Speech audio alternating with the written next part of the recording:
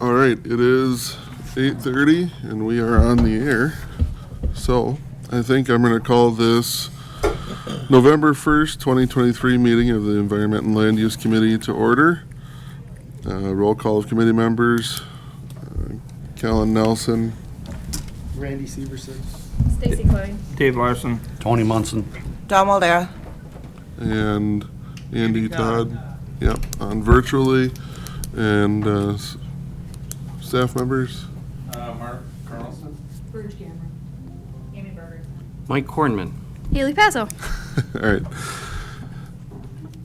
I certify that open meeting law requirements have been met with proper posting. We have a 17-item agenda. I'd entertain a motion to approve. Motion to approve. Second. Okay, motion by Larson, second by Klein. Any other? Yeah, with the correction With the from correction of the agenda. the budget hearing. 8:30. Apparently typo, Yeah. 8:30, yeah. Yeah. Okay, fair enough. Any other corrections? Hearing none, all in favor, say aye. Aye. Opposed, same sign. Meeting minutes from October 4th. Any corrections or additions? Entertain a motion to approve. Motion to approve. Okay, first by Waldera, second by Klein. All in favor, say aye. Aye. Aye. Opposed, same sign. Motion carried. Next item on agenda is our USDA APHIS Wildlife Damage and Claims Program, Dwayne Snowball. Morning, everybody. Good morning. Can everybody hear me?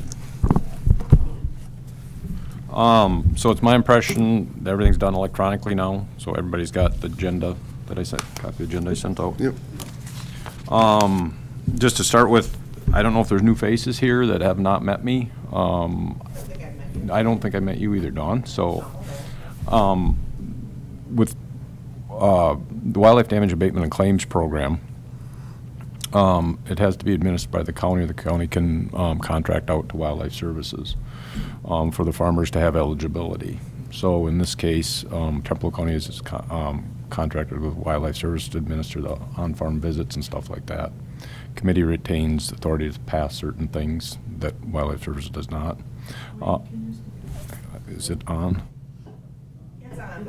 Alright. You're just talking, your voice is so low, it's hard. Oh, okay, I apologize. And so I think we've been working with Trempealeau County since '97, I think is when we first signed a cooperative agreement with Trempealeau County. So what we're dealing with today is those folks that have been enrolled in the damage program, generally deer damage issues and stuff like that. There's some folks that enroll for beekeepers and stuff like that, for bear problems and stuff like that. So there's certain things in the fall that has to be done by the committee. One is to set crop prices. Then there's a 90% harvest cutoff date where Wildlife Service can no longer appraise crops after that point. And then we're going to talk about the CSA renewal that comes once every 5 years, and then also the annual budget, which there's no county-funded dollars in it, Don. It's DNR funds and then Wildlife Services funds. So, okay? And if you have any questions as we go through it, just let me know. All right. I'll do my best. Yeah. Oh, okay. So the first thing on the list is the crop prices, 2023 crop prices. And what I do is from October last year to September this year, I monitor crop prices for corn, soybeans, and hay. And I use ag statistics. I use nine different co-ops, and then I use ACE ethanol to come up with for the corn price. Same for soybeans minus the ethanol plant. For forage, both alfalfa and mixed hay, I'm using NASS statistics and UW Extension hay market report.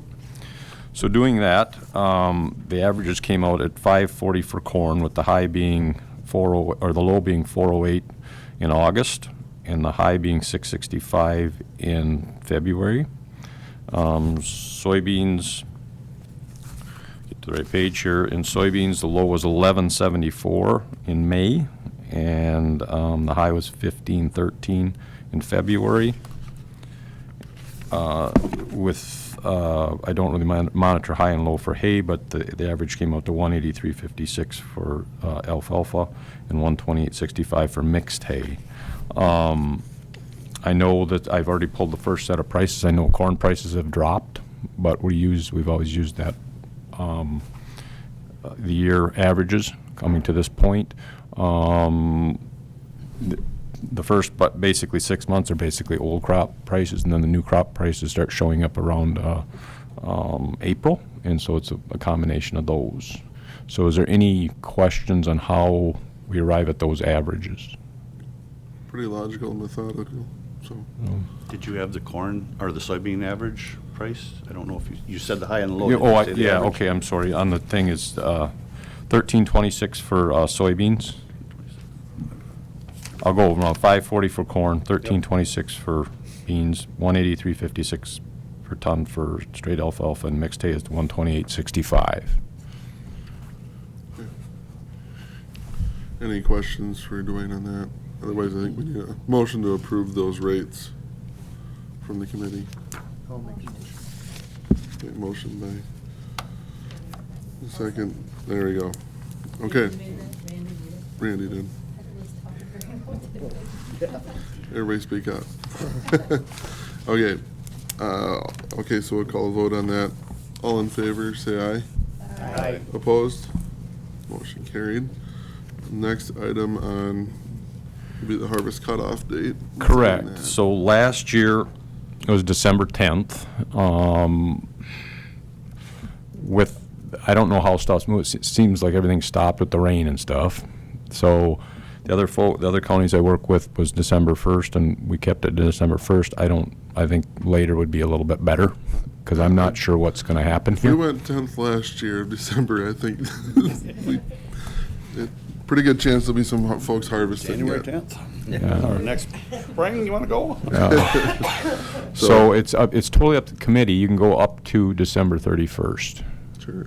I don't, 10th, 15th, Well, I based it on when the crop insurance deadline was. Right, Prior last year. was December 10th Yep. has been. and always will be. Correct. So I mean, I don't know how they're going to adjust that for conditions this year or not, if they're going to make an amendment, but. The appraisers are just gonna have to trudge through the snow. Yep.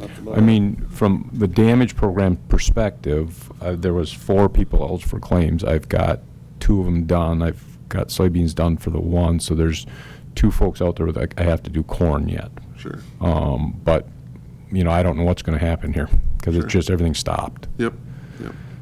So it's You would do a hand appraisal just like an insurance adjuster if it is not harvested, correct? what we do is go out in the fields and walk the fields, take undamaged yields and then damaged yields, and then use photos and walking to get the acreage difference and come up with the total bushels lost. So for us, it's, the field's still got to be standing. They can't just leave a sample to take. Sure. And everybody's well aware of that. So for me, for Wildlife Service perspective, if you want to go December 31st, you can do that. I mean, it's up to you folks how you want to do it. I think 10th is still a good date.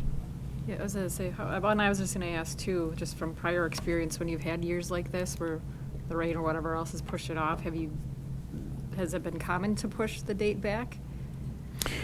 Generally, we've said it over the years. I'd have to look back, Stacy, but over the last 5 years, nothing's before December 1st.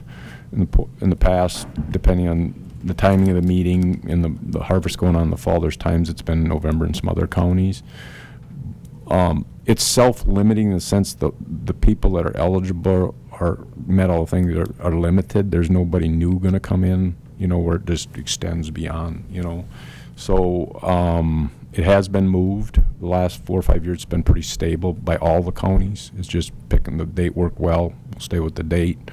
But it is you folks' option to, adjust it how you guys see fit. I can tell you what I'm seeing out there, and I cover a 4-county area, and it's just after that rain and stuff, it just stopped. Nothing's moving.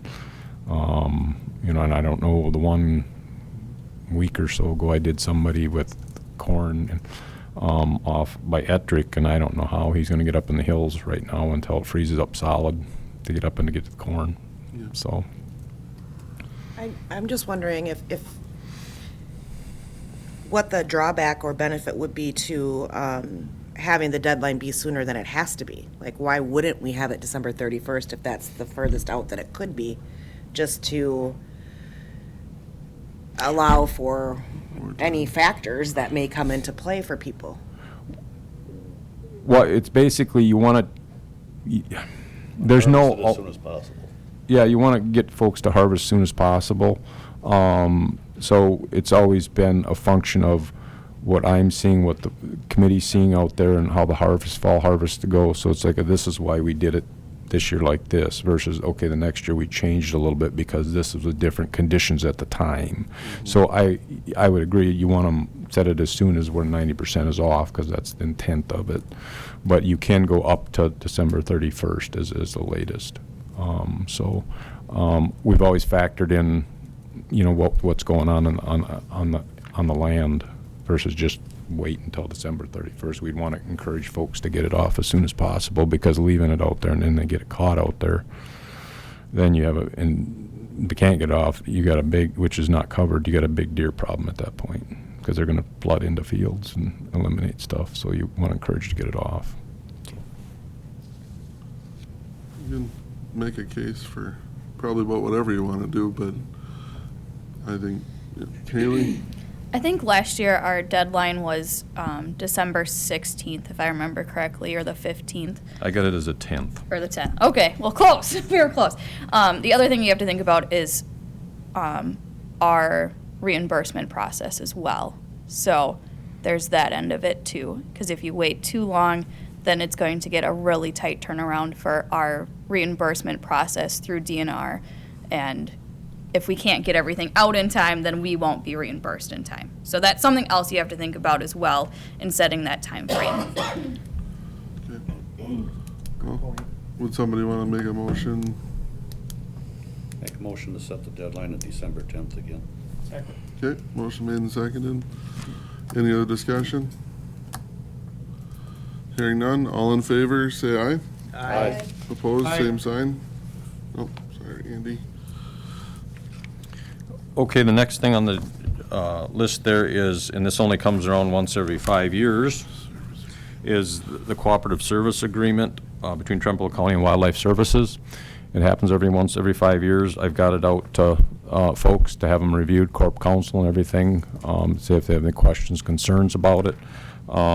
Basically, it outlines county's role, DNR's role, Wildlife Services roles, that implement according to statute and code and policy, and we just need it signed once every 5 years. So I got it to Mike. Is there any questions, or the committee? I don't know if the committee's seen it or anything, but as far as who reviewed it and Corporation Council reviewed it, and it's pretty similar to what was before, so really just almost no changes, so very minimal, so. correct. So is Any- it signed by the title here, it says, well, county representative, which would be Mr. Cornman, but is it county conservation is supposed to, or is it the director? It's Director. some of that's been corrected. I had a clean Okay. copy. Clean copy. Yeah, Okay. it's under the director now, and Okay. Okay. Any other questions?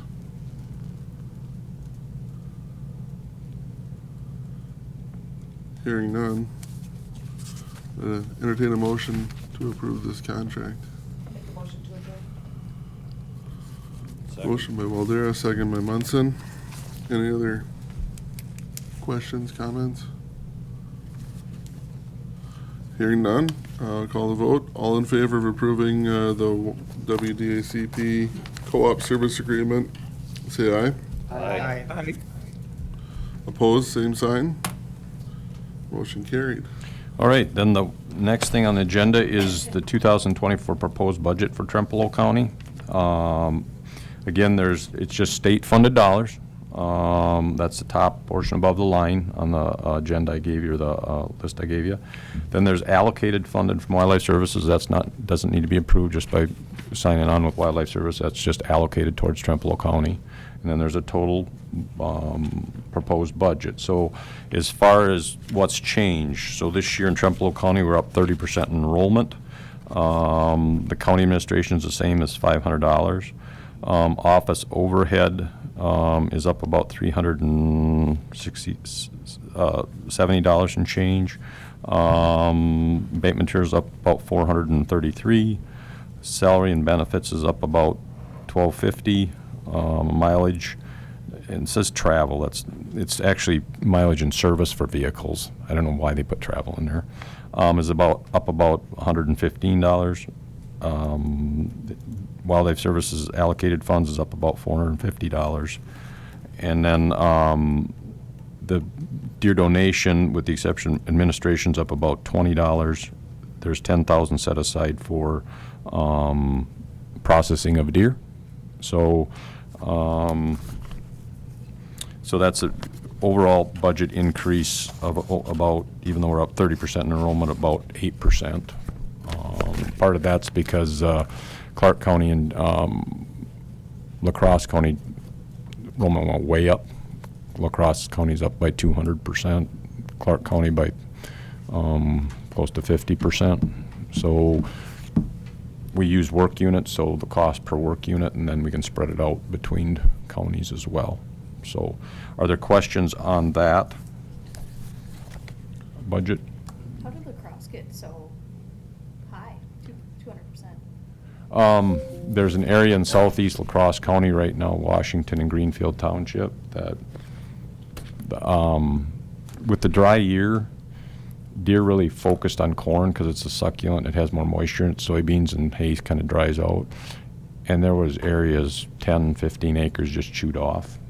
And the more you seen it around, the more people started calling and the word got out, so they enrolled. So, and then Clark County went up because of the winter last year. There was big stored feed problems up north of Neilsville, north of 10, all the way into, north part of Clark County. Folks had never had a problem before, and they had deer coming from every direction, walking on bags and breaking open bags and stuff like that. So that should subside if, depending on the winter in Clark County. The stuff in LaCrosse County is going to be a challenge. So, Interesting. is there any other questions? On the venison, on the processing for donation, what locations do we have in the county now? Bushies is Bushies the is only still doing one. it? They're Good. paying, yeah, and the state's paying $100 a deer for the Bushies, yeah, for the ones in Trempealeau County. They get 110 if they're affected county where they have to hold deer and stuff like that. So the only other ones, and this is, like we've talked in the past, like in the 4 counties I cover, there's Bushies, then there's on St. Joe's Meat Market in LaCrosse County, Sure. and there's one in northern Clark County. Jackson has none, no participating. Challenge being dumpster costs, disposal costs, and then getting folks to keep working. And they can't keep people hired to keep doing it. So they got plenty busy with the normal stuff, so a lot of them are dropping out. Sure. So, We're lucky we got something in the county here at least. yeah, so. Okay. All right, any other questions on the budget for Dwayne? Hearing none, I'd entertain a motion to approve. Motion to approve. Klein, second by Waldera. All in favor, say aye. Aye. Opposed? Motion carried. And then the only other thing I always put on, just other wildlife activity questions you may have for me. I know the last time I was here, there was a landowner farmer issue up north of Whitehall here. Did meet with DNR and Wildlife Services, did meet with adjacent landowners. They offered up trying to increase their antlerless harvest. The agreement is now 1 antlerless deer per 40 acres increase for the participating landowners. And then hopefully Mr. Tolson can have less ag tags and kind of use it as a community. Everybody kind of chips in. Tom Dvorak is the point of contact for the landowners, and Brad Cooley, DNR. I don't have much of an update as far as how the farmers are doing. Mr. Tollefson has harvested a little over 30 antlerless deer through his ag tag, so we'll see how that all finishes after the season here and see if we can continue to work with that to help so everybody plays a role, and Mr. Tollefson doesn't have to shoot as many deer, and the neighboring landowners will assist in that process. So, Okay. all right. Anything else? All right, thank you. I just need to get some signatures from you and Mike. Yep. Okay. Yep, we can do that. Thank you. Thank you.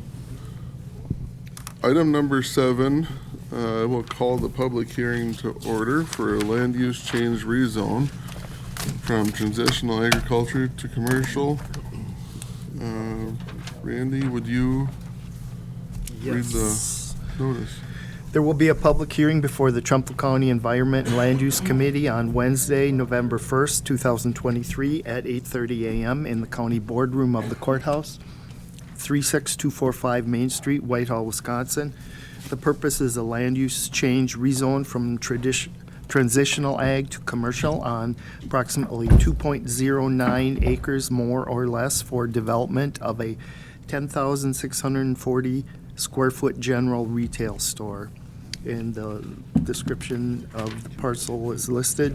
Hearing is requested by Ettrick DG, LLC, CGP Acquisition and Development, LLC, and/or Hurley and Stewart Incorporated, Travis Munn, authorized agent, Kalamazoo, Michigan. The petitioner, John W. Vierenkamp Jr., Ettrick, Wisconsin, landowner.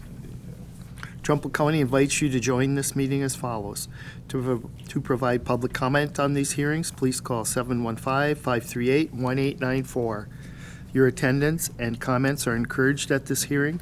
If you are unable to attend and have any questions, please call Verge Gamrath with the Department of Land Management at 715-538-1916 or email at verge.gamrath@county.trempealeau.wisconsin.us. If you are unable to attend and desire to submit a written comment, please send your written comments to the Department of Land Management, P.O. Box 67, Whitehall, Wisconsin, 4773, or email to Verge at that email. Once again, all emails and written comments must be received by October 31st, 2023 at 4:30 p.m. Please know that written comments will be read at the public hearings up to 250 words. All written comments must include the name and address of its author and the request that the letter be read at a particular meeting date. Any special interest groups or expert witnesses will be allowed 20 minutes to give a presentation and must register at least 1 week prior to the meeting date by calling Verge Gamrath at the Department of Land Management, 715-538-1916. Sincerely, Verge Gamrath, zoning technician. All right. Thank you, Randy. That was a mouthful for sure. I suppose we are live, so if anyone wishes to offer public comment, what's the phone number? This, So it's 715-538-1894. They can call. Verge, could you give us an overview? Sure, good morning. As the notice said, the rezone is from Transag to commercial on 2.09 acres for the purpose of a 10,640 square foot general retail store. Mr. Barenkamp has given Travis Munn authorization to act on his behalf, and I know Travis was on. Yep, he's on there now. Is he, okay. Right hand. Travis, do you want to introduce yourself? Yes, good morning. My name is Travis Munn. I'm with Hurley and Stewart. We're a civil engineering firm out of Kalamazoo, Michigan, representing our client, Capital Growth Buchalter, who has got the property under purchase agreement with Mr. Barenkamp for the development of this retail store. I also have Kirk Fairley on this virtual meeting with me. Kirk is with Capital Growth Buchalter, and he can also answer any questions that may come up. Thank you. Okay, thank you. You should have gotten a site plan. It was kind of separate from the rest of the paperwork. So that shows you the layout. Travis has worked with DOT on the access off of State Highway 53, and he can probably explain that a little more if you have questions. The hearing was published in the paper 2 consecutive weeks, 10 days prior to the hearing, October 11th and October 18th. Adjoining landowners were notified, and I have several letters here to read. I also have a letter from the town of Ettrick. The rezone to commercial is in line with the land use plan.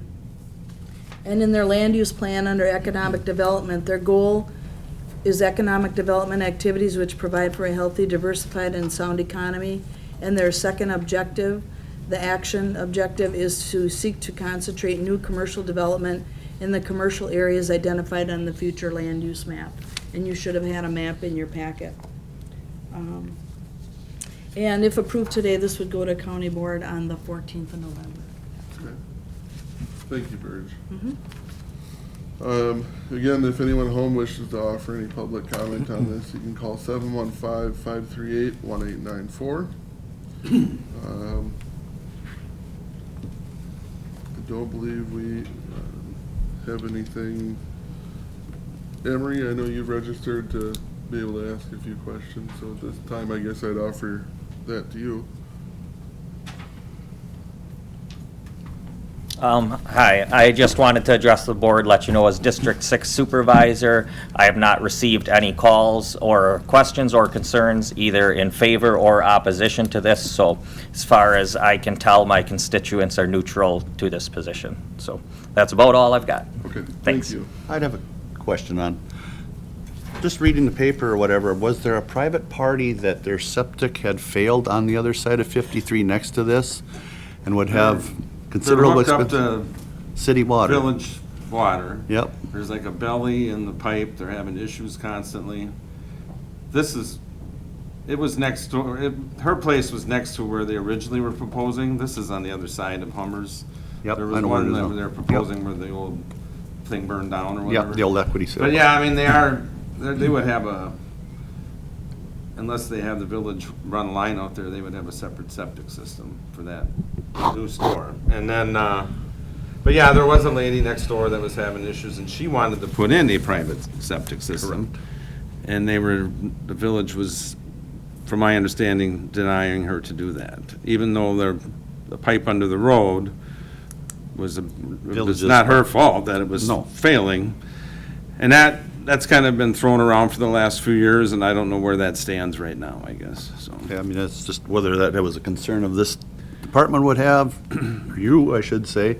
Well, I We mean, could she do- just has problems with it, not going under the road correctly, or I don't know if it freezes or it just gets plugged up or whatever, but it's been a nonstop issue. And supposedly, where they proposed it first, I think it was on the Matika property, they were gonna allow them to put in their own septic system. That But was- they're not allowing her to put her own septic Correct, system. that and was which the issue. I guess is not a whole lot I can say about it, other than, they probably should fix their problem or let her do something that works for them, Okay. We do have a letter from the town. Could you- Yes. And I have a number of other letters to read, too. A letter from the town of Ettrick dated August 29th. To whom it may concern, the Town of Ettrick Board met on August 28th, 2023, and has no objection to the rezoning of property that is being sold by John Varenkamp from agriculture to commercial. John Varenkamp refrained from voting, and it was signed by Kara Nora and Clerk Treasurer. Okay. One more time, I'm going to call for public comment for people to call in, 715-538-1894 if you wish to offer anything, and then would you read some of the other correspondence you've received? The first one is from Janice Brady. It says, "Hello, I was told to write a letter about changing the zoning to commercial in order to get a Dollar General store. I'm not sure what that consists of, but we could use one around this dead town. So I vote for change." Janice Brady. This one is from Linda Byrne. "I'm writing in hopes we get a Dollar General in Ettrick. We are a very small village, so this would help us rebuild into something bigger. I've lived here my whole life, and I would truly love to see improvement. Thank you, Linda Byrne." This is from Mark Bowers. "My name is Mark Bowers. I reside at 23049 North Main Street in Ettrick, Wisconsin, 54627. I would like this email to be read at the Land Use Committee meeting scheduled for November 1st. As the president of the Village of Ettrick Board of Trustees and Ettrick resident, I would like to voice my support of the proposed zoning change which would allow Dollar General to build a store on Highway 53 near Ettrick. The residents of the Village of Ettrick, as well as the surrounding community, will benefit greatly from having a store located in close proximity, providing convenience to the community, as well as reducing travel time and costs. Further, the store will provide improved access to over-the-counter medicine and groceries to our residents who are unable to drive long distances. Thank you for your consideration, Mark Bowers." This is from Felicia and Timothy Johnson. Good evening. We are residents of Ettrick and have concerns with putting a Dollar General in Ettrick on Highway 53. People already are inattentive speeding through that portion of our small town. A number of accidents occur in this area. There are families living in this area, and there is concern for more congested traffic, difficulty accessing driveways, increase in car accidents, and increase in noise level disruption, not only with construction but with increase in traffic in the area. As residents, there is also increased concern for cost to us, the taxpayers. Will we have to pay for this construction, including but not limited to water access, other utilities, the parking lot, highway access, and the building itself? Will the residents be charged with upkeep costs for this business and grounds? It is disappointing that the meeting for this facility is being held on a weekday morning when it will be near impossible for most people to attend. We look forward to your responses to our questions and concerns. Felicia and Timothy Johnson. This one is from Chris and Luann Wood. Good morning. I would like to say I am not in favor of this proposed rezoning of agricultural land to business. I have several reasons for concerns over this proposal. Number one, I am concerned about traffic safety, given that when we slow down to turn into our driveway, there are several times we have come close to being hit. People are not slowing down and paying attention. What will happen when someone stops to wait for oncoming traffic to turn into this lot? Even with Hummer's build, there was increased accidents. Number two, what is the need to rezone? Literally a few hundred feet closer to Ettrick, there is already property available that is zoned for business. Not to mention there are multiple vacant buildings or lots in the village itself. Why the need to rezone for this business? To what purpose is this even being considered? Will this rezoning somehow affect our property taxes? They are already high, and will this serve to increase them? Number four, over the years, we have seen many businesses come and go. Some leave buildings vacant for years. We are not in a booming economy, and I'm wondering, since the Dollar General stores in Gilesville and Blair cannot seem to keep the shelves full, much less the store staff, what makes them think it will be successful in this small town where already businesses that are long established are having trouble finding and keeping people to work? Will this then one day be another vacant building, even for a while, in this area? Number five, I am concerned about the safety of the neighborhood.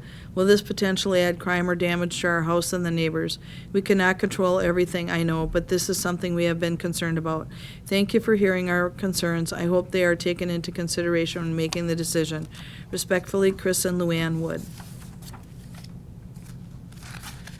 This letter is from Peter Fila. Okay. To whom it may concern, my family and I have made Ettrick our home for the last 18 years. My wife Lauren and I reside in Ettrick with our 3 children. In that time, I have felt very fortunate to live in such a great community. I was so impressed with the community and wanted to be a part of the progressive movement that I became a village trustee on the village board in 2016.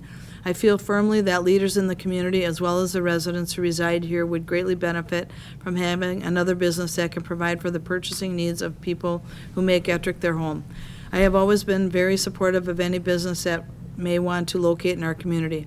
My interest is twofold. I see the economic benefit to our small village in the form of increased ability for our residents to be able to purchase items from a store in Ettrick and not have to drive to another municipality. Also, I see an employment opportunity for local residents. This also benefits the community, as a business would allow someone who currently lives in Ettrick the ability to gain employment closer to their residence. It also allows these citizens to make money which they could spend locally.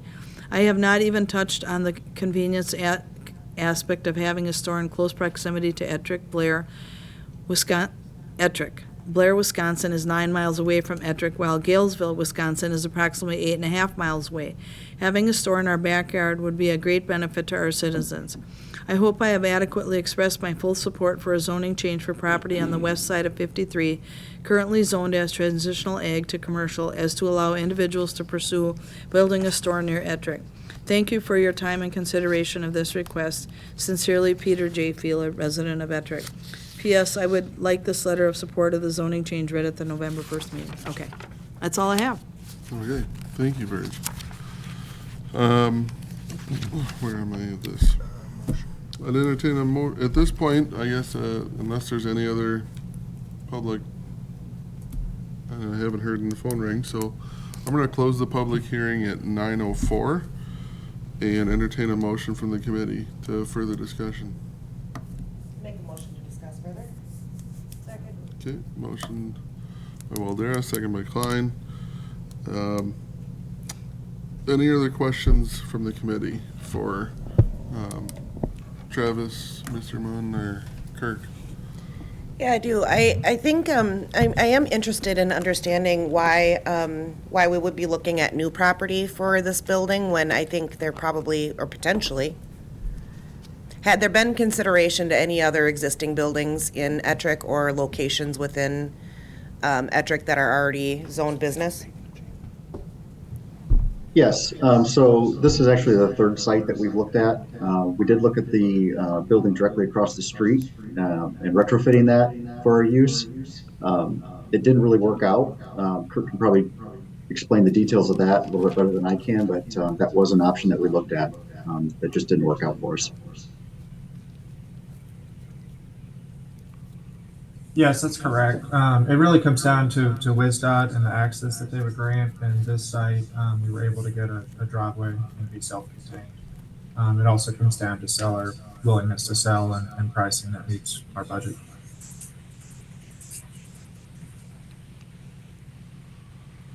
Okay. With regard to the traffic, it does look to me like there is a proposed right turn lane off of 53, correct?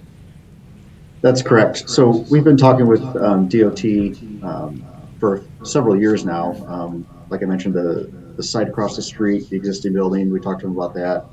Access didn't work out there real well. They had some concerns. We did look at the facility that recently burnt down, I believe it was a livestock sale building of some sort. DOT had several concerns with access there. There was a lot of congestion with existing driveways and the streets across 53. They had a lot of concerns with access there.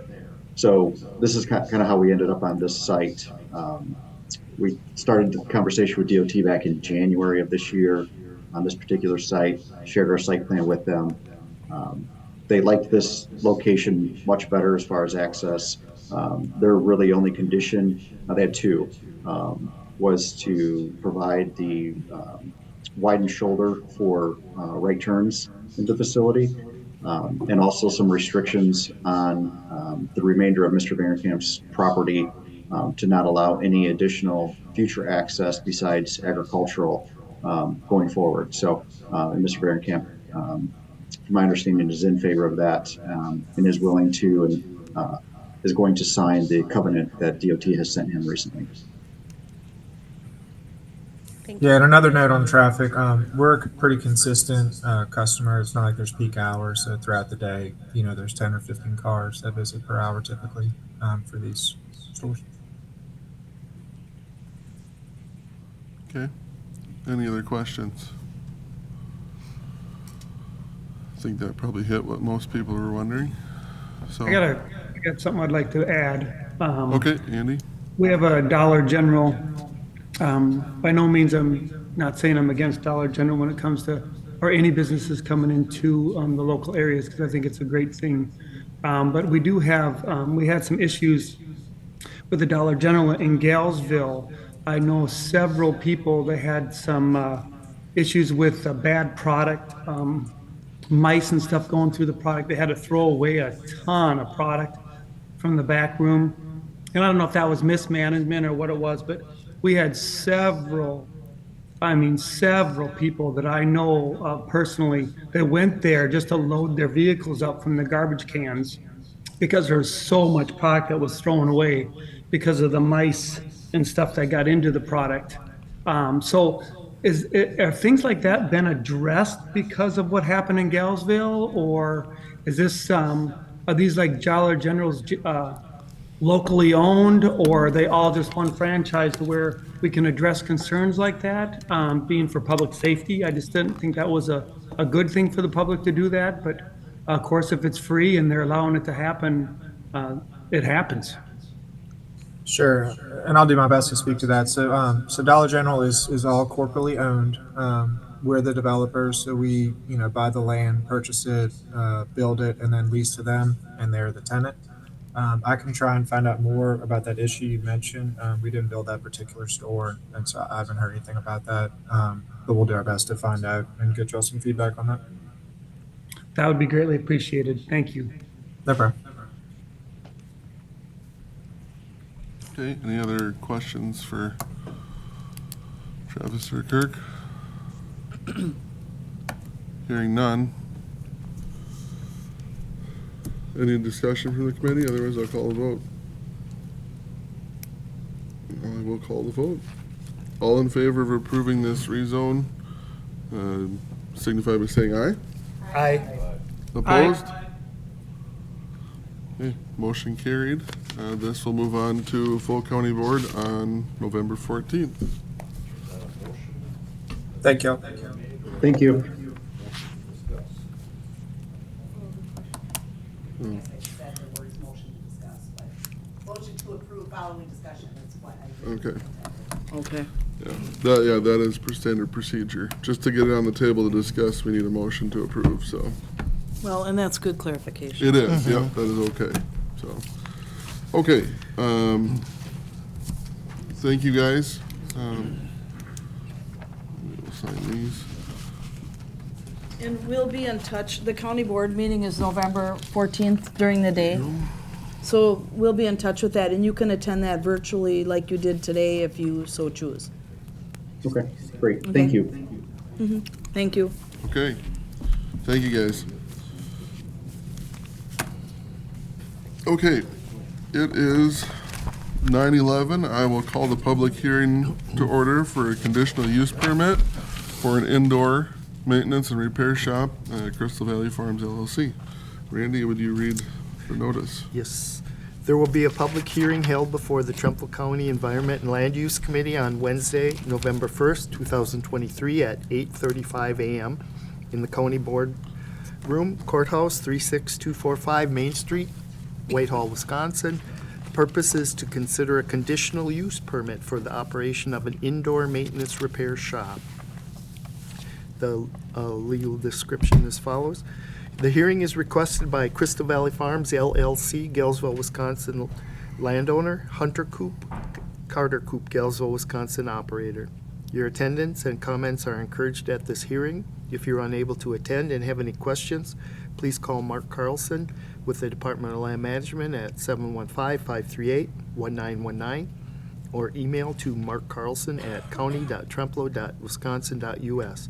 If you are unable to attend and desire to submit a written comment, please send your written comments to the Department of Land Management, P.O. Box 67, Whitehall, Wisconsin 54773, or email to Mark Carlson. Once again, please know that written comments will be read at the public hearing up to 250 words. All written comments must include the name and address of its author.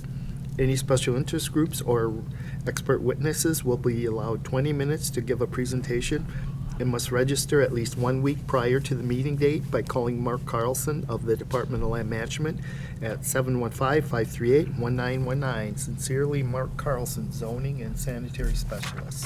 All right, thank you, Randy.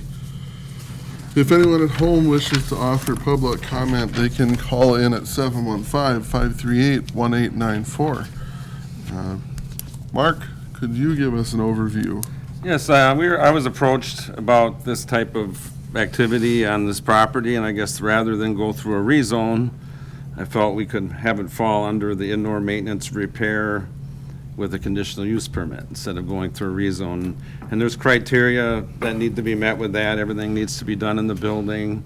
You know, outside storage should be in roll-off containers or a separate little storage unit. And I think they can emphasize what they're, initially I think it was for them to play around with their stuff and, you know, and I guess if it morphs into something where they're gonna get compensated for doing people's businesses, this way they kind of protect themselves and we cover it under our ordinance. And I haven't had anybody call me. I was actually at the Town of Gale meeting that night that they discussed it. There was nobody there speaking in opposition. I do have a letter from the Town of Gale, and I guess I did hand out some of the criteria we should look for, you know, when we're doing a conditional use permit. I don't know if we need to go through item by item, but those are the kind of questions that kind of come up anyways, like it did with the past public hearing we just had, but, and, that's about it, I guess. I just felt we should probably try to get it, instead of rezoning everything, get it to fall under conditional use, that way it falls under that instead of rezoning a little piece of property commercial, so. Okay. Fair enough. Again, if anyone at home wishes to offer a comment, they can call 715-538-1894. Hunter and Carter. Carter and anything you guys would like to offer as far as anything? I guess my background is I work at a dealership down at La Crosse, Dahl Automotive. So I have a good little background. I currently maintenance most of the farm equipment on my family's farm, which is Crystal Valley Farms. So I help maintain the farm, the tractor, and all that stuff. So right now, a lot of this is just allow my brother and I to work on our own stuff out of my parents' space, so that we're not in their way, we're not in my uncle's way anymore. So a lot of this is just doing the due diligence to make sure everything is right, so that if in the coming time that I want to own my own repair shop, everything's done right, nobody gets mad, nobody can really get angry. We're just doing everything right as way we can. Okay, sounds good to me. So I guess one thing, I'm sorry to interrupt, but yeah, they are now the owners of the property. I know the application that was written, or the announcement, at the time, the farm owned it, yeah. and now they actually are owner and operator. Okay. Very good. Okay. Again, if anyone at home wishes to offer public comment, they can call 715-538-1894. And you said you had a letter from the town. Yep. This is dated October 12th. At our meeting on September 13th, 2023, a motion was made and seconded to approve a conditional use permit to Hunter and Carter Cop for an indoor maintenance and repair shop. Thank you. Sincerely, Sue Henderson, Clerk, Treasurer, Town of Gale. Okay. All right, thank you. And I don't believe we've had anyone register to testify in this. I haven't, like I said, I haven't received no anything. Correspondence, so. And I guess as far as conditions, I mean, I think it's kind of spelled out in the requirements of the section of the ordinance. I've never seen any conditions put on this because they're already kind of spelled out. The only condition that would be like an hour of operation thing, or, as of right now, I don't know if it's necessary to put additional conditions on in the standard ones that apply. Okay. From that, and being we do not have anyone here offering the public comment, I'm going to close the public hearing at 9:17 and call for a motion. Motion to approve. Motion approved by Larson. Second. Second by Klein. Any discussion, questions? Mr. Larson? Maybe it's my eyes. Have you got a building designed? We are working with our contractor, Dave Stutzman. We have a building size done. It's a 76 by 40 foot long building, 3 doors with a little office space. So we do have that. And other than that, I don't have a whole floor plan of how it's gonna go. I'm more concerned about the exterior than I am the interior. Okay, so it's, to the best of my knowledge, it's gonna be a stick-built building. It's gonna have just your generic tin on the outside, so probably like a black lower half, gray upper half, just your kind of generic steel building. A 2x4 frame or a? I believe it's 2x4, yeah. Okay. Okay, any other questions, concerns? I would like to say hats off to the young gentlemen that have some entrepreneurship. I'm all for it. Congrats. Thank you, Andy. I'm pretty much all for it too, as you can see by making the motion. Do you have any future vision of this becoming more than just your own work? Nice question.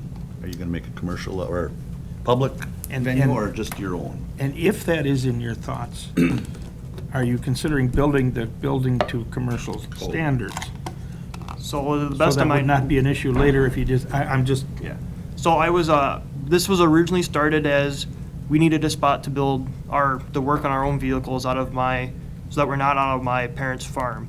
So we started this And then I was talking with our contractor. At one point, we were told that we were going to have to rezone to commercial, so I told our contractor everything was supposed to be built to commercial standards. So it's going to have a full septic system, everything, the best of my knowledge, should be built to commercial standards. So if I do open a commercial business, that should already be ready and everything.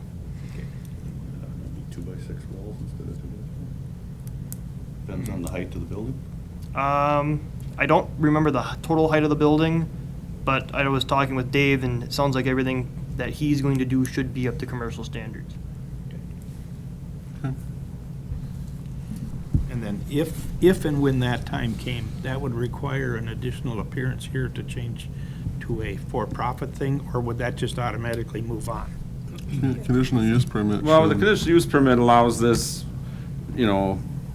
for, like a garage business type thing, and if they were just gonna build it for their own use, they wouldn't even need to be here, I think he's just kind of planning ahead, which is smart, to get it all straightened out beforehand, and that way there's no questions down the road, and they can't utilize it for what, I think they're doing it correctly, and, it's a good point about the commercial, and it sounds like they got that addressed, if there's a restroom in there, which if it becomes something that would require some type of restroom, they would have a septic system designed accordingly. It'd be a pretty minimal gallons per day one, but it would be something that they'd work on, but.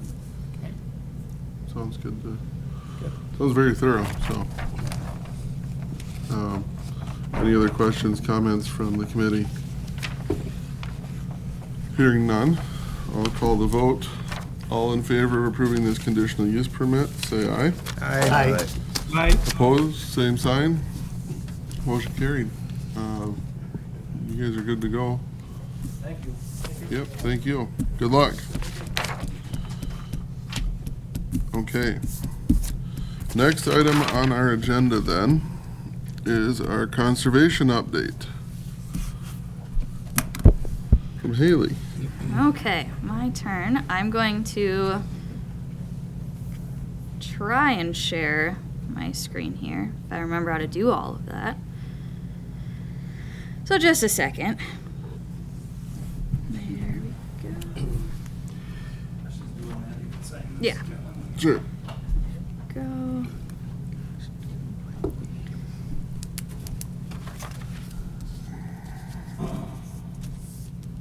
It's just being extremely slow, I guess. Okay, so I'm going to give kind of an update on where we are at for 23 funds, looking forward, and then kind of what the department is up to. So as far as 23 DATCAP funds, so that's going to be LWRM, SWRM, we call them bond, we call them all of the above. So these are for the structural practices from the DATCAP funding source. So this year we were awarded $73,171. Part of that was from an extension that occurred from 22 to 23, and I believe that was like a $9,000 extension. So total number of contracts that we had this year was a total of 7, and that was to use the full amount of that $73,171. So all the DATCAP bond funds have been allocated. Currently, we have paid out, after Amy talks about it today, is $24,835. I am currently working on another, I think it's 2 of the projects. One may be extended just because of the weather circumstances that we've seen this year. So in the end, we will probably be extending one of these DATCAP fund projects, so that would go into then 24. So structural practices, this picture here is of a grade stabe. This was one that we did last year. So just wanted to give kind of a reference on what I was talking about as far as structural practices. We do have a couple grade stabes that we are using this money for, along with grass waterways and then a manure storage closure. So kind of a range of different projects used for this. As far as the SEG funds, that's going to be the soft practices. That's going to be more of the cover crop, nutrient management planning, something that's just a yearly basis. This, we were awarded $30,000 this year. We have one nutrient management plan contract, and that's really exciting because we haven't had a new nutrient management plan that we will be paying out of the SEG funds in at least 3 years since I've been here, and I'm pretty sure it's probably been at least 5 or more. So it's really exciting to be getting to use a little bit more of our SEG funds on the actual nutrient management plan. So the total for that nutrient management plan is going to be $19,520. They're going to start working on it in the next coming, this month, next month. Will roll into 24 just because of how nutrient management plans roll. And so we will be extending that portion of SEG funds to 24 so we can pay it out in 24. So it will be extended, but it is allocated and officially signed, so that funds will be staying here in Trempealeau County. Then we also can use this for the cover crop contracts, and we have 6, and I put the 6 as the grant recipients because if someone is renting someone's land, the renter will get the payment for the cover crops because they're the ones installing them, but we have to have the landowner sign. So say Kellen applies for cover crops, but he has 4 different landowners, that would be 4 contracts. So I just did 4 grant recipients because otherwise the contracts would be at least 12. So to be in retrospect, it's 6 people that are going to be getting it. Currently, we have signed is a little over 9,000. To be signed is 14. So that means all of our SEG funds are allocated for 2023. That has not occurred in at least 5 years. We have transferred a lot of our SEG funds. So this year, they will be utilized within Trempealeau County, which is really exciting. Very good. So that nutrient management plan 1 or whatever, that 19,000, is that being done in-house or is a co-op doing that or somebody else, private?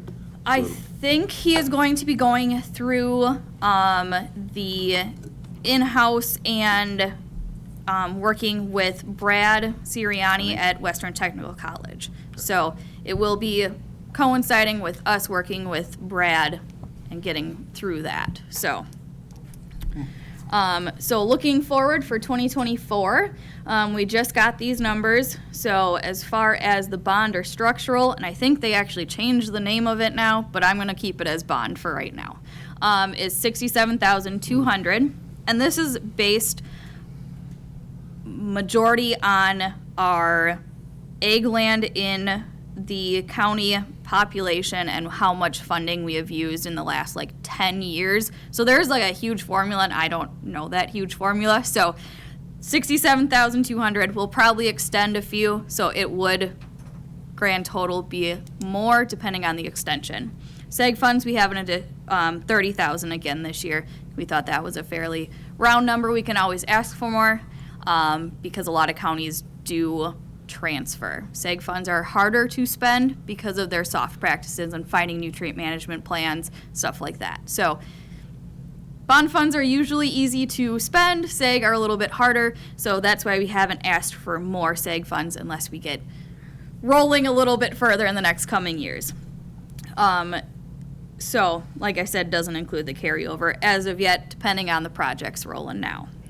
So those are the funding sources that we have, just for DAT-CAP stuff. I didn't include the county cost share or any of the NOD or anything like that we currently are working with. So just wanted to give an update on the DAT-CAP funds because those are the ones that we really focus on.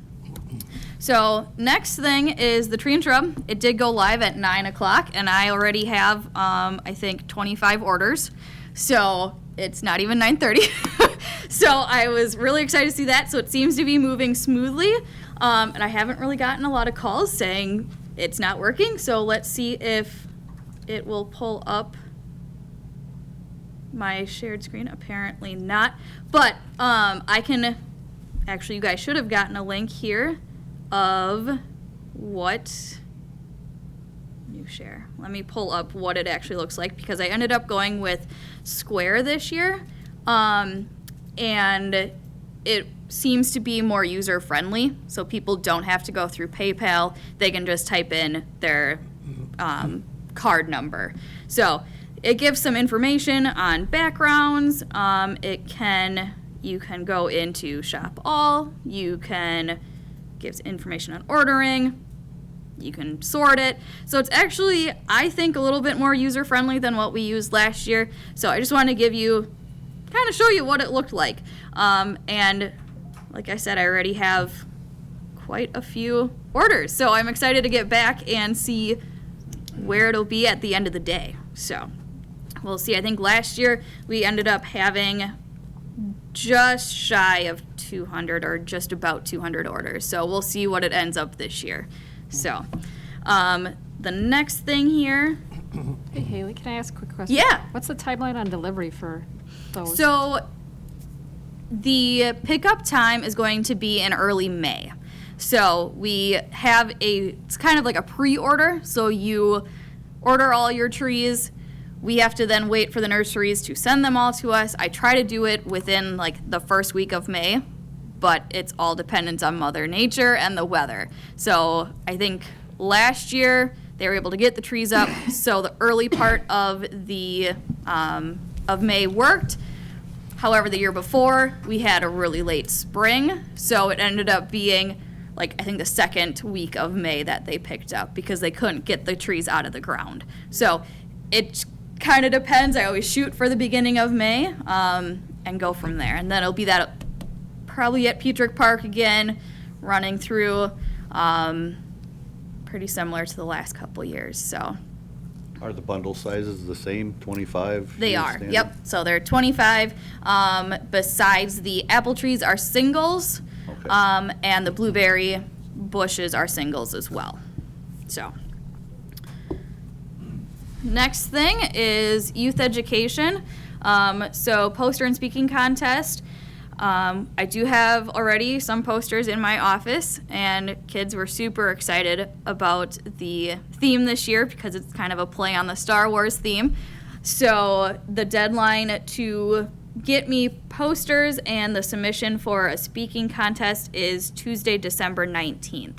I do have a couple individuals that have asked about the speaking contest, so I'm hoping to get, I think last year we had 5 speakers, maybe 6. I'm hoping to get that or more, so which would be really exciting because Trempealeau County has represented the area. They've won area and some of the state competitions, so it's really exciting, and I'm hoping to continue that here. So if you have any kids in your life, there's definitely some opportunity here, so I would say make sure to look at that as well. And I will probably be reaching out for potential judges for the speaking contest this year, which is going to be in January. And then I'm debating on the poster contest, leaving them kind of up and so that people can see, you know, what the kids can really do and draw, because I can't draw to save my life. So it's always cool to see what they create. Talking about the youth education stuff, so the silent auction is also a part of the Land and Water Conference coming up in May, and the silent auction funds youth education put on by the Land and Water Association throughout the state of Wisconsin. So I've been sending out calls for donations to different businesses, and it may be something in potentially the next meeting that I may ask you guys if we could spend some of the I&E funds to see if I could get maybe a basket from ELU to put in that silent auction. So I didn't have that on the agenda this month, but I just wanted to say maybe think of something that you guys would like to see as a basket, and then I can bring that to the committee then next month. So I just wanted to put that little plug in the ear. I would need donations by, I would say, early November, not November, we're in November, early February. So I would need that so that it can get on the website so people can start bidding on that for the conference. Next thing is nutrient management classes are coming up here. They are going to be starting next month, next Monday. So those will be held at Western Technical College again with Brad Sirianni. We do reimburse for the course and the soil sampling for nutrient management plans using the Nutrient Management Farmer Education Grant. So it's a great program that producers can utilize. So it is, I had a call last week that someone was like, hey, I didn't know that you guys reimburse for soil samples. So I was able to educate him on, the different aspects that we can definitely reimburse on. So word is getting out there more. They're talking to each other. And that's like the best way to spread what we really do is, neighbors talking to neighbors. So it's really exciting to hear that. So the classes run Mondays, 12:30 to 3, and it's November 6th through December 18th. There might be a couple dates in there that are not scheduled just because of conflicts with Brad's scheduling. So if you need or would like the specific schedule, I can definitely send that out to you guys. So next big thing is Facebook. We hit 300 followers. I just realized that I think Monday. So we're at 308. We've been hovering at 280 to 290 for the last, I would say, 6 months. So I think the tree and shrub has really brought people to the Facebook page. So if you aren't following, I would say definitely do that. And just being able to, share different things. I know I have to give a hats off to Amy for sharing a lot of this stuff, and that has brought in a lot of traffic to our Facebook page. So just wanted to give that update. And kind of looking forward is annual work plan for 24. We're nearing the end of 23. So I'll be starting to get the annual work plan put together for what land conservation will be working on, or kind of general ideas, hoping what we can get accomplished next year. Again, this is a fluid kind of document on what we're doing, but I'm always open to thoughts, initiatives, ideas on what you guys would like to see, what anyone would really like to see from land conservation, and just kind of moving forward as a department. So that's the next kind of steps that I'll be working on, and that is what I have for the conservation update. So questions. I know that was a lot of different things. It was a lot. She covered a lot. Yes, I did. That's why I figured maybe some visuals might help instead of me just like spewing at you. I think it did help, actually, yeah. So any questions for I Haley? have one. With the DAT cap funds, when you mentioned carryover, how Yes. long can those be carried over? So it can only be carried for 1 year. So we have to, and they have to be allocated by a signed contract. So we can't just have open funds that we can move over. They have to be a signed contract with a landowner in order to extend those contracts into the next year. So that's why with like the structural practices, I get everything signed as soon as like bidding is done, and then we can, if weather occurs like this year, then we can extend those funds if need be. So if we don't have a signed contract, then we have to transfer the funds to like a different county, because otherwise we get, I'm going to say, dinged by DAT cap, and we will not receive as much funding the following years. So I keep a very close eye on the DAT cap funds. Okay, very good. Any other questions? Hearing none, Thank yeah, you. it's very good work. Thank Thanks. you, Haley. Yeah. Next up, then, we have Amy with our cost share payment requests. Good morning again. So we have 6 contracts that are seeking payment for the Land Water Resource Management Program. That dollar amount between those 6 contracts is $23,089.86. They are for 5 of the cover crops and 1 of the grade stabes. As you can see in the packet, the 6 contracts. And you want me to do them individually, or do you want to just do it as a whole, or what do you prefer? I think I'm okay with the whole. Any preference from the committee? Yeah, so, okay. So I'm just looking for a motion today to pay those 6 contracts. Need a motion to approve. I'll make a motion. Okay. Okay, motion by Klein, second by Waldera. Any other discussion? Hearing none, all in favor, say aye. Aye. Aye. Opposed, same sign. Very good. Motion carried.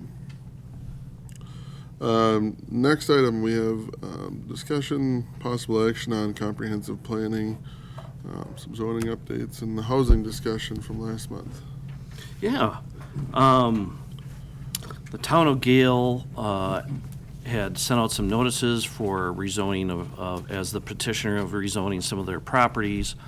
I have received a few phone calls from people just trying to verify what was going on and see if how it was going to impact them. There didn't seem, of the phone calls I had, there didn't seem to be any big opposition or anything like that. More about just fact-finding and trying to have a better understanding on some things. So that will go forward. I think the town is going to have their meeting regarding these issues, I think on November 14th, Mark? Does that? And so that means that for us to have our public hearing to get the notices, and we probably won't hear these until January. Just the way the timing goes, because we have to get it in the newspaper, and so it'll probably be the January meeting for those. We haven't heard any more news, I think, unless Mark has, regarding the RPU district and the town of Dodge on our zoning map. We'll do another outreach to the town chair. So to me, it seems like we're probably going down the route of amending the zoning ordinance to add that zoning text regarding a residential public utilities district that's recommended in that Dodge and the county comprehensive plan. If you may recall, that part of the reason we're addressing this is there's a zoning district on our zoning map, but no zoning text to go with that. And that's been an issue for many, many years, and we're trying to correct that. So we'll probably have a amendment to the zoning ordinance coming forward in the next couple of months. Okay. No, not really. You covered it pretty well. I guess the town of Gale, I haven't gotten any calls, but I've worked more closely with the town of Gale, and, you know, they sent out their letters, and I think it's going pretty smoothly as of right now. I mean, it's just cleaning up some properties that are commercial that are not zoned commercial correctly, or, and then institutional, which there's some cemeteries and churches, and then some subdivision that was still zoned as agricultural type zoning. Those are the types of things they're cleaning up. It was kind of at their request, so we're just kind of following through with it. And so far, it's gone pretty well, you know. And then the town of Dodge, you kind of mentioned I think some towns kind of want to do as little as possible, and I guess we'll just have to accommodate what they want to do, so. Okay. All right. Housing. We'll probably end up talking about housing more in depth at the PTED meeting, as far as what we can do there. But there's some overlap between committees on this issue. One of the initiatives that the state legislature had in the last year is they passed some legislation to provide funding for housing, workforce housing, housing tied to downtowns, you know, essentially housing on second or third levels above commercial units and things like that. There's just a variety of solutions that they had out there. One of the requirements to access that money is that local unit of government, a town, city, village, county, will need to do a analysis of regulatory barriers to housing, you know, and they'll need to do that sometime since January 1 of 2023. So if you did it prior to that, it wouldn't necessarily count to access those funds. And then the other element is potentially if a community is going to access this money, they will need to update the housing element of their comprehensive plan. So things that we can do as a department and as a committee, We can go through and do that regulatory barriers analysis for our county zoning code. We can go through that. We can also work with other communities. Dave Carlson recently was meeting with the city of Arcadia officials regarding housing, and they're very interested in addressing this issue, so he will be working more closely with that on a number of different things. And we can also take a look at accessory dwelling units and that concept, and is that something we want to do in our rural townships? Is that, first we need to understand what they are, how we can implement them, the challenges of implementing those, because it is a challenging regulatory issue. So we can explore that, and so we'll be working with our county committees and communities on those types of issues. So these are really kind of really core community building projects and policy making that hopefully we can find some opportunities to make addressing all the housing issues in the county less challenging. Is that what the parties in Arcadia are kind of waiting for then, that bought the old race track property? That's what I heard was going to be developed for this, but how come they've delayed? Is there no money in it, or there's a need, but why hasn't those parties developed that? What property are you talking about? Foxridge. The old Foxridge Speedway. Speedway. Oh. Either Wanix or Wagner's owned that, and they were going to develop that quite a few years ago, but nothing has moved forward. Is that because they're waiting for this committee or county to set guidelines or get funding for them, or what? No, they're not waiting for that, no. As far as I understand, I think there's other factors going on there. Okay. But we'll be addressing some of this, and Dave's, again, that meeting was just last week, and so they're moving ahead to address some issues. So we'll do this regulatory analysis. It's a really good thing to do, and if cities, to me, the bulk of addressing housing is mostly should be done in the cities and villages, where there's public water and sewer. That's likely where it should happen from a planning perspective. So we'll be reaching out with municipalities to see how far they want to address on housing issues. But we'll work with them too. But that whole regulatory analysis piece is an important piece, and we'll do that. We'll start with the county zoning code. Question on the analysis. So how is that conducted, or who does that, and how, like, what things are you looking for? Our department will do it. I think we have the capacity to do that between our zoning staff and our economic development staff. We have the capacity to do that. It's everything that's in the code. So it's cost of land, infrastructure, sewer, water, uniform dwelling code. Some of these things we may not have control of, like septic system code. That's a statewide, we don't control that. Uniform dwelling code, we mostly don't control that. But we'll be going through all those things, looking at parcel sizes, processes, how fast what's our permit process? Let's say someone already has residential zoning. How quickly can we get someone a building permit? And what does that look like today? And can we approve upon that? If they need to get a rezone, what that process is like. So we'll take a look at that and some of those types of things and try to, some of these things might be a little subjective. What's efficient and what's not, and of course, if you have to do a rezone, that is,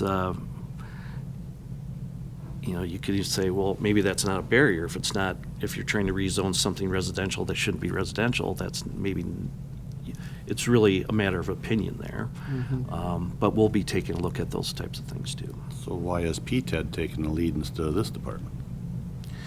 I think, like I said earlier, there's overlapping interests in both committees. Housing is a economic development issue. It's also a land use issue. And so when it comes to, like, if we were gonna do accessory. First.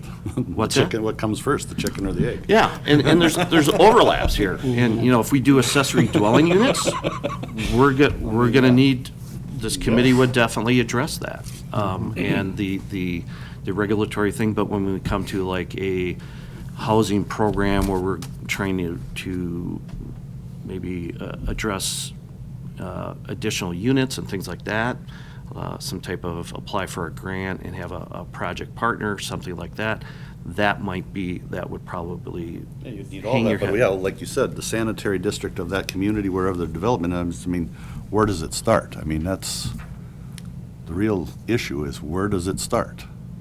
Right. You know, you can develop a plot, but yeah, if the. And some communities have capacity issues with their sewer systems. Correct.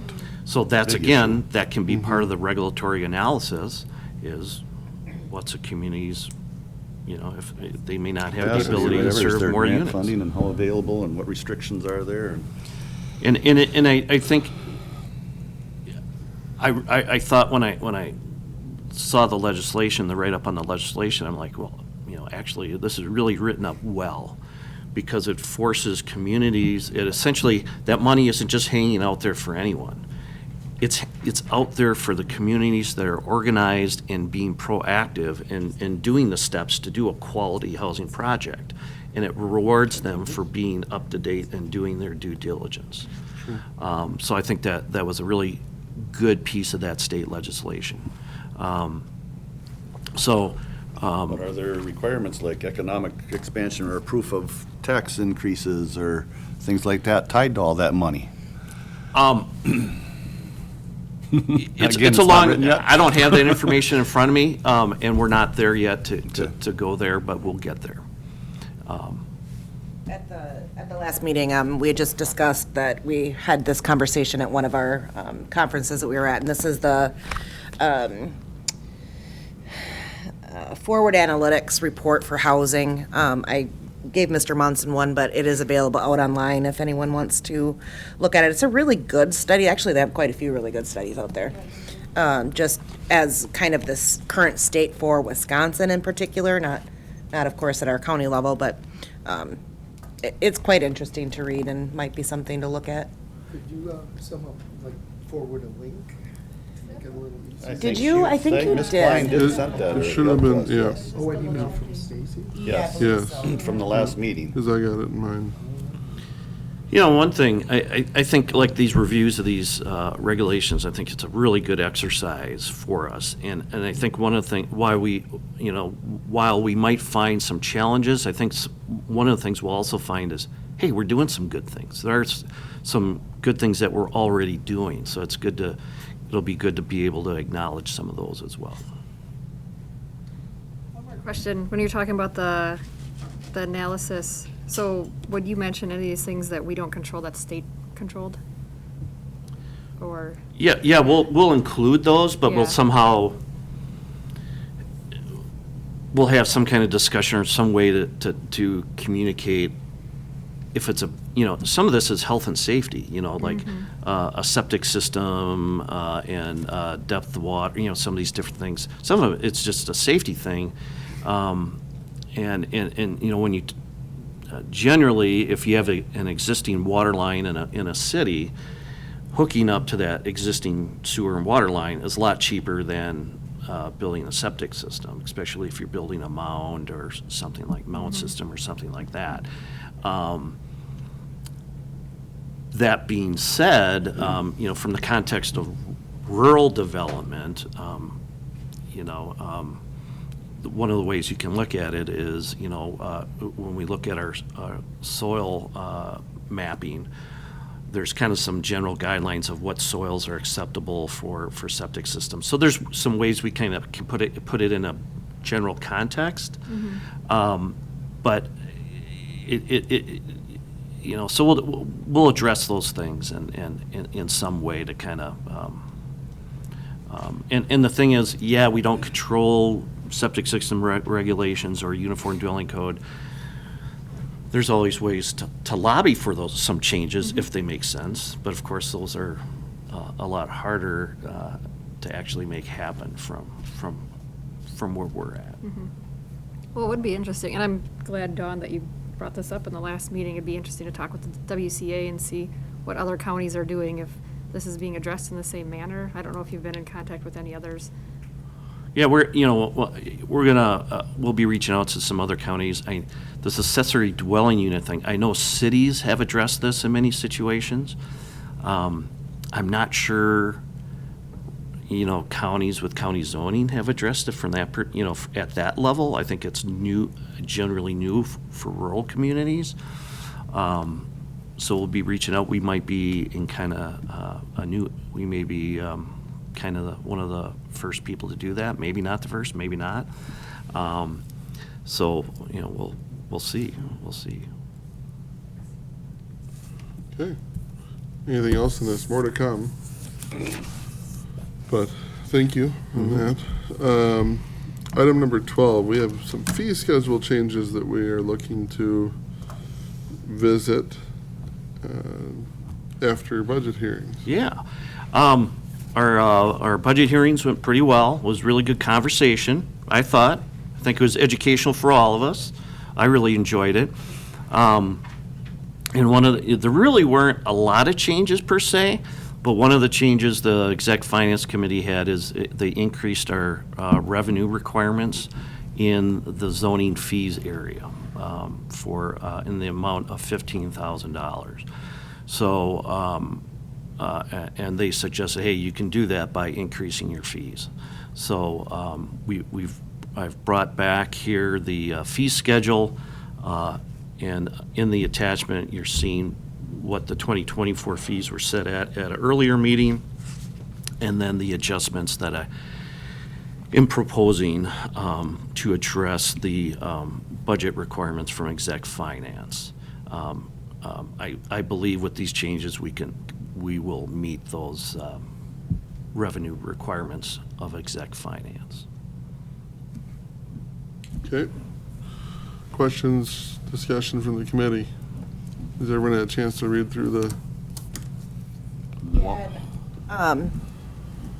Simply because I don't know much about some of this stuff, but I'm curious, this land use, the fee for a residential dwelling, including garages, is going up considerably, whereas commercial and public buildings are not. And I just don't understand the logic behind why it would cost more for a residential versus a commercial.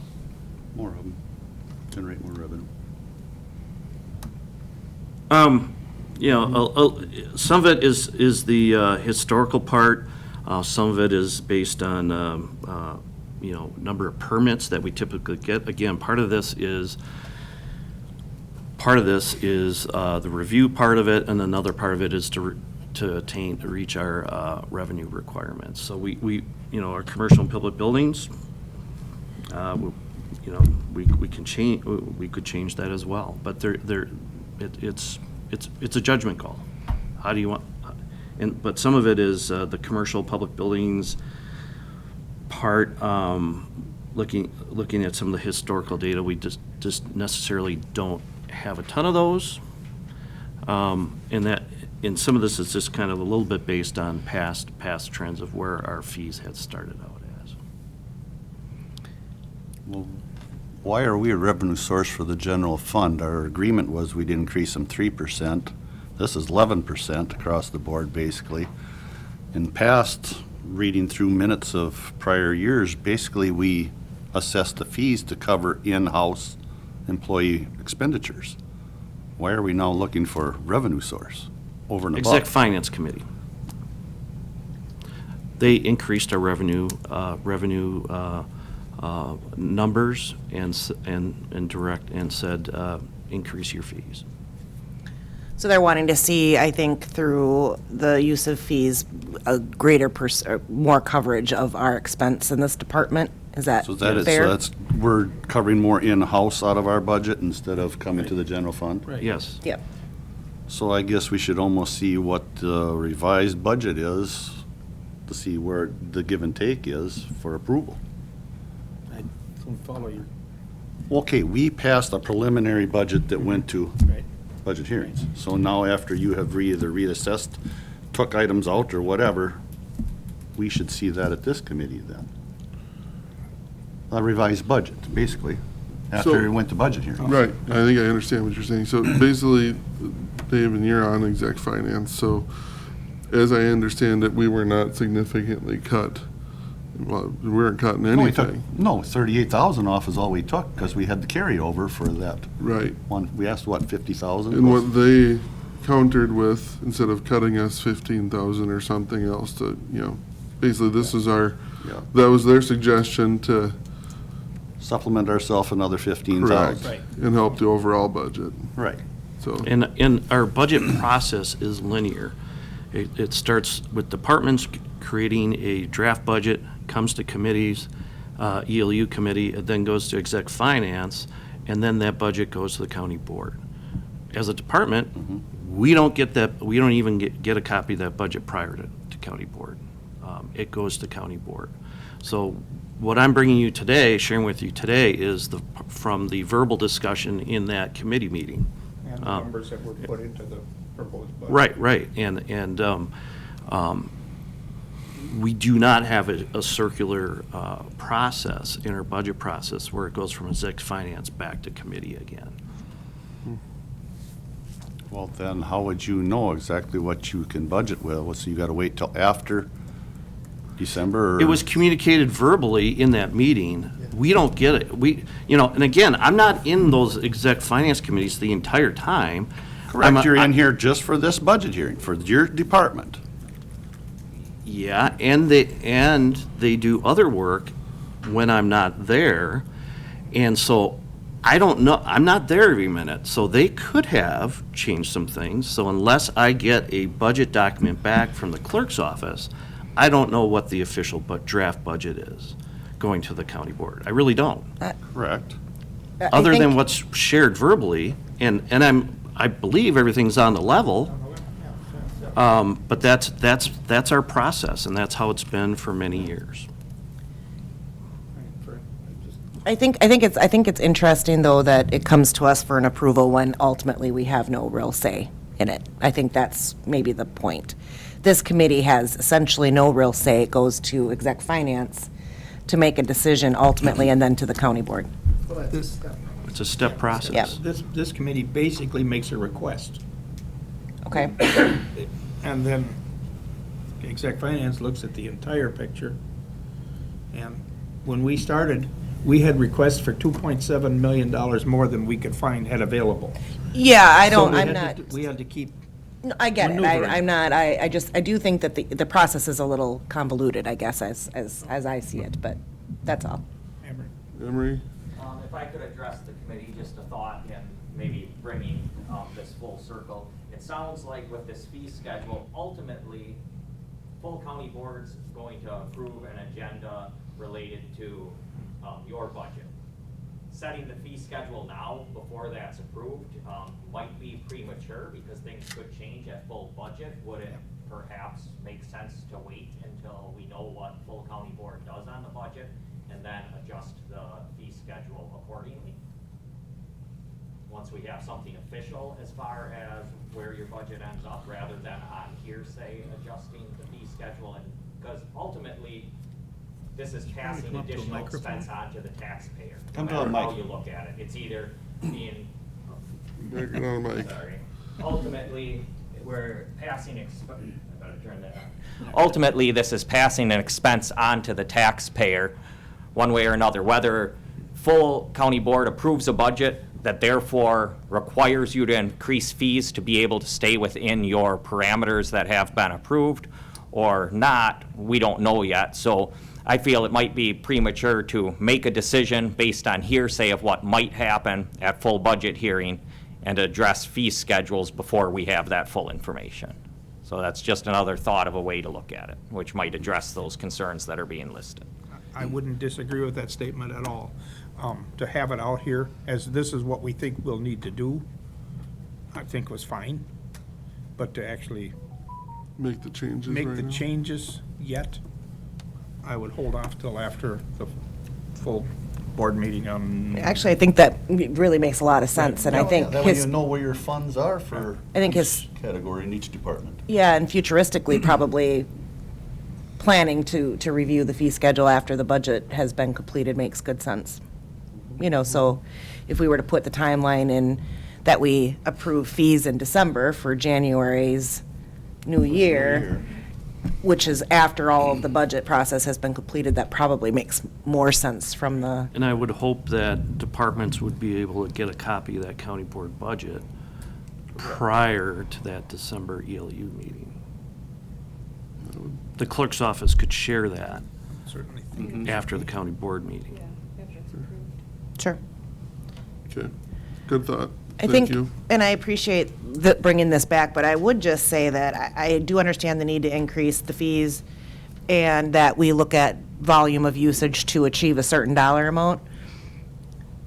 I would be concerned about equity, even though maybe there aren't a lot of a certain type of Permits issued. permits being obtained in a certain area. I still think that we want the cost of that permit to be equitable across all of the different types that might be obtained. I'll take a second look at it. Take a look at that.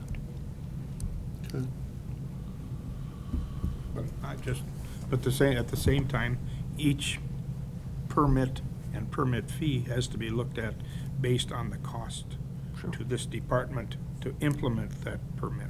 Yeah, if you spend just as much time on this versus that, Right. you don't have justification. Right. And that's one thing, maybe our discussion at exec finance didn't necessarily include that part of that, probably. But we'll take another look at that. Okay. This has been one H of a learning process, let me tell you. Well, we all got to learn, because, there's a lot of experience here. We got a new diamond in the rough, and it's not going to be pleasant. Yeah. Quick question, and when we were going through this, so if you've got that dollar amount revenue to make up, and looking at historically, like the number of permits, or these uses, is that where, say, like the conditional use permit, where that jumped so much, or, because, I mean, I understand the equity, and I definitely support that, but then also thinking, if you've got to make up this certain amount of money, you're Right. probably leveraging history. Well, too. one of the things, just think historically, our CUPs and some of our fees have been really low compared to, for the time on that. Okay. And the conditional uses, the public hearing stuff, anytime you have a conditional use, you generally are putting more work into it, looking at conditions, those types of things. So those typically are, same with like variances, though, there's a lot more work that goes into those things, so.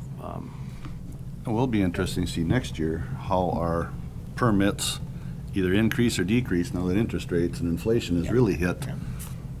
How bad it will affect our budget, so that we have our nest eggs to fall back on if our revenue stream is lower, which I'm anticipating. Because, as Verge pointed out a couple meetings ago, that end of the year, everything explodes, everybody's trying to get everything in before frost or whatever, but it'll be interesting to see after the first of the year. How we start out. How we start out and move forward, or if things slowed down already a little bit. I'd say sanitary permits have been down a little bit, but not enough to be a concern, because there's usually a push at the end of the year. Right. Yep. It's not an average over the last 10 years, it's been pretty similar. Sure. Yep.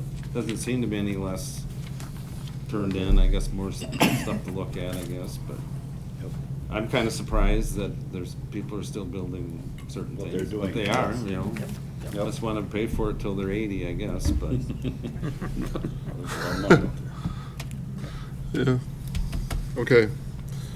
Any other discussion from the committee? Otherwise, at this point, I think we will bring this back in December.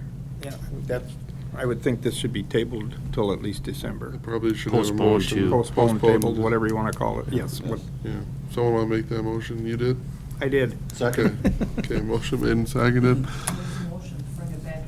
December, yeah, December meeting, we'll revisit. Mr. Larson. Munson did. Okay. Any other discussion? All in favor, say aye. Aye. I, Opposed, same sign. Motion carried. We will revisit in December. Item 13, resolution to request the state of Wisconsin to review and revise its policy on foreign ownership of farmland. This is a resolution. Now, where in the heck did I put it? Brought forward by Andy. I don't know if that's Yes. something you'd want to speak towards. yeah, I'd like to.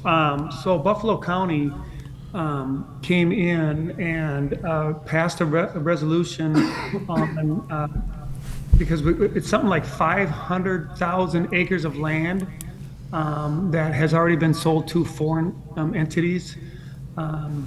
So they passed a resolution so we could get the state to change our policies and so forth to stop allowing this to happen.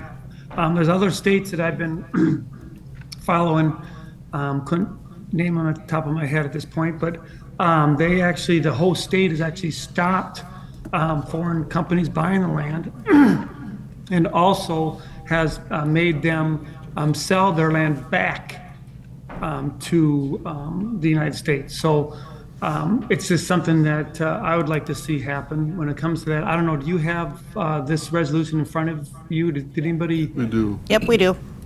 Okay, perfect.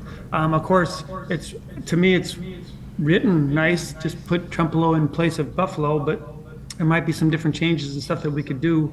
But I was looking forward and maybe possibly, maybe it's not a possibility to actually have Trempealeau say we can't sell land and not worry about the state, but I don't know how that works legally when it comes to that because of all the issues right now of the land being bought up. And it's all going to be changed if we don't do something about it. Sure. Any thoughts from the committee? Well, Andy, I'll just say that the resolution that is in front of us is specific to Trempealeau County. So when you said replace Buffalo County with Trempealeau County, that confused me. There is a resolution in front of us that is specific to us. Yep. Oh, perfect. Just- Good. I'm sorry, I didn't open that up. I just got the one from Buffalo County. There's a number of these that counties have passed throughout the state, so this is very similar to those with appropriate, with the appropriate changes made. I like it. Okay. Any discussion from the committee? I am curious, so Andy had brought up a point of whether or not there is any additional limitations that the county itself can put into place on property being sold to foreign companies, and I'm guessing there's not, but does anyone know specifically the answer to that? I think that would be a corp council type question, I'm thinking. A request from corp council to look into what. Yeah, We can would. we do that? Is there interest in the county in looking at that any further? I just heard the question that Andy asked and. What? I would like My to see fir- it. My first thought is, I think that that's something we could revisit if we chose to. This is more of this is a recommendation for the state of Wisconsin. And if we chose to do something that way, you know, we probably could run that through corp council and keep working on it. My thought is this is more of a push it on to state type resolution, Agree. so. I think so too, and the other half of this, according to the information I've seen, Canada is by far the biggest foreign owner of American land, way above, I think their ownership equals about the next 6 or 8 together. So, is it as big a concern other than small local areas as it appears to be in some of the news media? Do you know how they use the land? No. No? No, no. I'm just talking general ownership, Right. What did you say? Maple syrup. Quota issues. Right. There's Yep, quota yep. issues and Quota other issues things. back and I mean, forth. I assume it's ag land, it ain't Yeah. development land. And I think that's the type of land that all these foreign entities are entertaining. They want the Next to ag. our military bases or whatever, Right, yeah. espionage, or taking our food supplies, or whatever is what it's coming down to. I So, mean, as far as moving this particular resolution, I'd be in favor of something like this, to Mm-hmm. have the state start looking, to put a bug in their ear to start looking at it. Yep, I'd agree. So do we have at this point, we can have more discussion, but do we have a motion to approve? I'll make Yeah. a motion I'll to make that a approve this. motion. Okay, we got two. Do you want, who do you want? Give it to Andy, he brought it forward. Dave, you want to second it? Okay. Any other discussion on this? Otherwise, I think it's Well, a, thinking about this or whatever, say, there's proposed solar farms, that's not local people. Say they're from Texas. Are they from Texas? Is it China? Is it foreign countries? first part of those are, they're all leases. Correct. So is there ways to get around this stuff too? So is that something, though, that we should pursue to protect our ag land? I mean, that is kind of our responsibility as comprehensive planning and zoning, is to protect our certain assets. Yeah. Whether we can dictate to people how they sell their land or what they do, in a way, when they did the surveys, they said yes. But these You big know- solar projects, that's Public Service Commission. Correct, controlled, but yet, is there some, say we can only develop X amount of ag land in our county at a time? I mean, something to look forward to, that's what I mean. You know, with public, I don't think we. After have to 2007 say with Trempealeau County and the wind turbines, yes, the state kind of took care of everything. I mean, we set a precedence there, and since then, it's no more. I don't even know about that history, I don't need to. That's a big can of worms. Yeah, it is. Big can. But I mean, there's things there that we probably should be looking at possibly to protect things. I don't know. Yep. You know, we have the scenic byway, but like you said, it's Public Service Commission. How do you, or what do you do? They're above us, and what can we do? They are. We can't be any more restrictive than the state. Right. So it does sound like, though, there's interest from the committee to ask Corporation Council To to do dig some into more, what yeah. what Some what possible Locally. options. right locally Okay. what do Local we, protections. Yep. What can we do? What can we add? What can we change? and I think that's a good avenue to pursue. Yes, I agree wholeheartedly. I think that, I mean, it would be fair to call that a future agenda item. Correct. I think that would be, I'll reach out to Yeah. Corporation Council. I mean, that, and even the waterways, I mean, do we allow large capacity wells to pump water to sell water, make a profit off of our water here? I mean, there's future issues here that's what, it starts here. right, Yeah. if we can deal with them now, try and get To ahead. prevent, look forward, we gotta be forward thinkers. Yep, very good. Because there's been, they wanna divert Mississippi to the Colorado River for feeding out west even. 40 years ago, they wanted to divert Lake Michigan out to the Oh, sure west, they I know did. that. Yep. That's when, what was it, 3 or 4 states got together The with a five, coalition? the five coalition, yep. Yep. Now it's 10 along the Mississippi River Okay. even. I've read now that governors have made a moratorium to try Not to gonna prevent do those. No pumping water west. Very Well, good. it's it's part of what you went to, that grain belt. Yeah, You know, they want to keep that water flow for the transportation of the products out of the Midwest here to the rest of the world. We Yep. want to save that. yep, we need it. Yes, we do. So, yes. Okay, Andy, you're on mute. I saw you talking, but I didn't hear No, you. I'm speaking to the wife, thank you. Oh, okay. Sorry to call you out on that then. No, that's totally okay. Totally thought he was talking. okay. Yeah, it was a really good discussion, and I'd actually like to look forward into digging into this, so. At this point, we have a motion on the table regarding this request for state of Wisconsin. Should we call a vote on that and move this forward? Okay, all in favor of approving this resolution on foreign ownership of land, farmland, signify by saying aye. Hi. Bye. Opposed, same sign. Motion carried. We will send that on to the state of Wisconsin. And county board, I guess. Item 14, DLM Director Update. We are just about ready to send out the department newsletter. The entire department has worked, done a really good job. Verge worked on the design and layout. This is kind of the cover of it. So this is going out. There is a ton of all kinds of information in here. It's I think citizens are really going to enjoy it.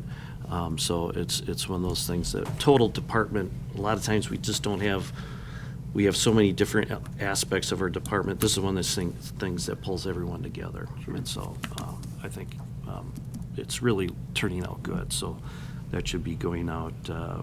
Verge, the newsletter, is that, should be going out early November here, very shortly.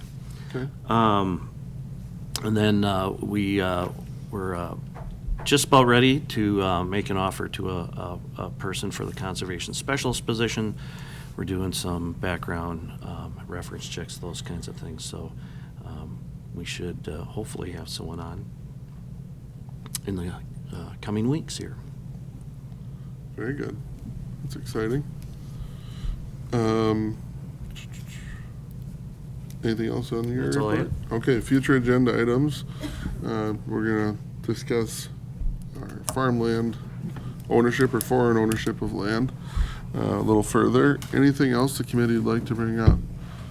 Just to continue to follow up on the housing regulations, as you stated, I think keeping us up to date and in your findings. Okay. I also had Emery has a suggestion.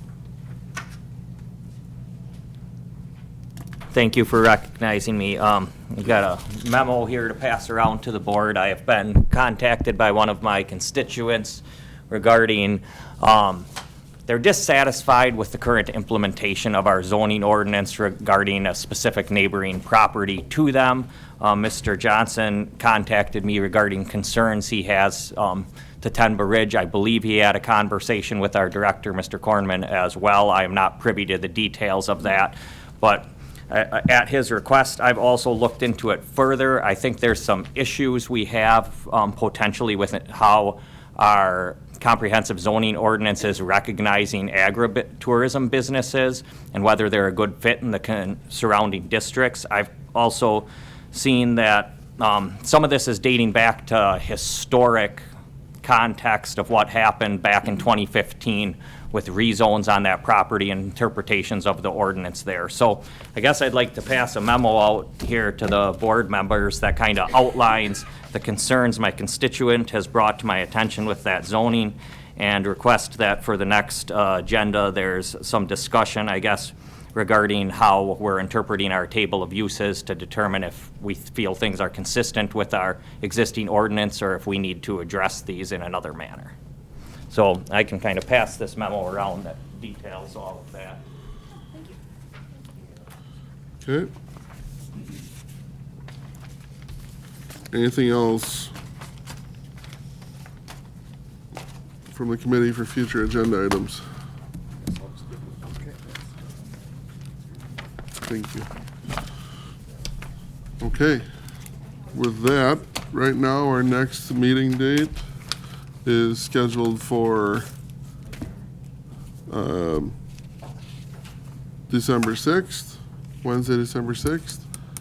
And what time are we comfortable? 8:30? Stick with this time? Any preference? Budget purposes. Unless somebody's going to remind me. We'll stick with 8:30. Yeah. That's okay. So, with that, it is 10:23. I will adjourn this meeting. Thank you, everyone.